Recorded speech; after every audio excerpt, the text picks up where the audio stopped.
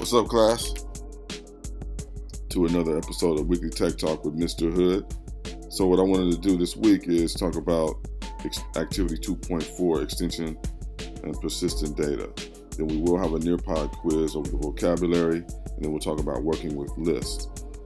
Homework will be using a database, storing values, and the media challenge. So I'll introduce the media challenge that week, and the deliverables for that week will continue to be your apps that you have to turn in. I think that's 2.3. You should have already finished the charades app, and then your conclusion questions from 2.3. Also, I wanted to make note the work that's listed on this calendar for April 6th, we'll push that forward, and we will continue after that with Project 2.5, the fitness challenge app. We'll have a test, and then we'll go over general concepts and discuss how to design a solution. And you also need to turn in your peer feedback form and continue to build and test for the apps that you're currently working on. And we also have reflection questions that you will need to turn in, also including the completed persistent data app. Okay, next thing I want to talk about was something that I mentioned last week, with emerging technology. And so there are a couple of articles that I found, and I just wanted to go over with you about emerging technologies and just kind of talk about as one other emerging technology that's coming out. More people are purchasing delivery drones on an enterprise basis. For example, medical drone delivery company Zipline is currently delivering blood and blood products in Rwanda, plan to begin U.S. operations later this year. Now the company is in discussions with regulators to even launch sooner. Also, worker robots are becoming a thing basically to protect workers. And you're talking about it basically in China, robots are helping patients navigate hospital departments. Also, robots are checking temperatures, transporting medical samples, and dispensing hand sanitizer. They also spray disinfectant residentially and commercially and clean hospitals. Healthcare robots are seeing increased use worldwide and are becoming more involved in patient care.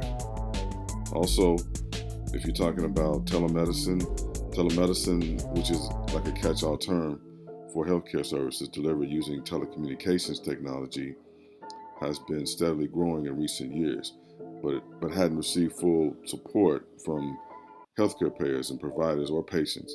Now, the need for virtual healthcare and wellness advice has exploded and is accelerating telemedicine adoption to prevent those from coronavirus symptoms from overwhelming hospitals, clinics, and medical practices. 62 million, according to Stanford Medicine. They said 39% of U.S. physicians in a study in October 2019 use telemedicine in their practice, but the ease of restrictions will likely encourage more providers to offer virtual care. So think about that for a minute. You go into a hospital, the robot is actually helping you around the hospital, spraying hand sanitizer.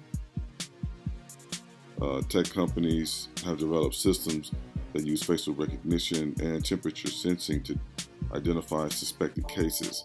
And I just wanted to talk about that for a minute because you literally are looking at, cameras and things, that thermal images that can, tell whether you have a fever or not. And you can tell by temperature by the way the image is. So you might want to look into that. You can easily buy a thermal sensor, and you need a thermal camera, and you can actually create this technology yourself. You have to use at least I think it's 388 by 288 IR. And you can look at the technology maybe in the future. I'll post something on that. But if you're interested in learning how to build something like this, you can easily, using Arduino, set up your own thermal imaging sensor. Okay, speaking on telemedicine, and to kind of touch on what I talked about last week with some of these apps and some of this emerging technology that's coming out due to COVID-19. I would say that Bluetooth is being used rather than location data powered by GPS, the global positioning system, because GPS is not possible to use without breaching privacy in a lot of countries. It's also a significant drain on your mobile batteries, and it's not really that accurate. I mean, fundamentally, it's not that accurate based on what we think we know about COVID-19. There's a lot of problems with it. One study by the University College in London says it doesn't really work on multi-story buildings. Also, where Bluetooth low energy records contacts between people rather than a location at all times is really more precise. And so the big thing this week, I think we need to really look at and investigate is Apple and Google. Basically what they're doing is they've announced that they're developing a contact tracing technology using Bluetooth. And next month they're going to release the API for programmers and other people who want to access the application and the data and make it easier for countries and companies who want to develop their own apps or make data available to apps. So crucially, it is important to allow Apple and Android phones to interact with each other. That's what will soon be followed up by building Bluetooth-based contact tracing into every phone's operating system. So what's happening is, regardless of what kind of phone you get, it's going to have it built in. And that's what we're dealing with. Companies are saying it would be opt-in, but would be more robust and easier to access it for users who wanted to participate. So this is one of the things that you want to look more into, and we'll talk more about contact tracing and how that's being used to lift the lockdown. And so if I find more materials on some of the research, I'll post it.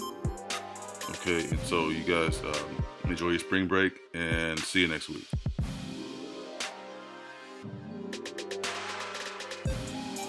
You are listening to Tech Talk with Mr. Hood.